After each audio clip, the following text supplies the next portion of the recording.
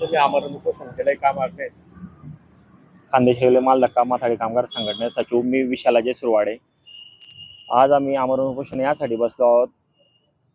आमची हमाल कामगारांची एक टोळी आहे, तिच्यात आम्ही हमाल कामगार म्हणून कार्यरत होतो। 2 वर्षापासून मागे कार्यरत होतो, परंतु यांनी आमच्यावर दबावाने आमची टोळी बंद केली।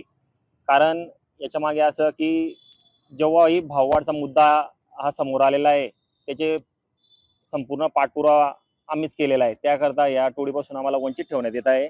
तसेच 2024 जी थकीत फरकची रक्कम आहे अजूनपर्यंत आमच्या खात्यावर जमा झालेली नाही आहे। तसेच 2025 आणि 26 जे मागणी निर्देशांकानुसार पत्र निघतं ते अजूनपर्यंत आम्हाला देण्यात आलेलं नाही आहे।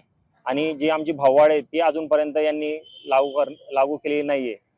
या संदर्भात जेव्हा आम्ही सहाय्यक कामगार आयुक्त यांना फोन लावून या संदर्भात विचारणा केली, तेव्हा यांनी आम्हाला सांगितलं की लोकल प्रेशर भरपूर आहे इथं आणि हे आम्हाला अडचणीत आणून टाकतात।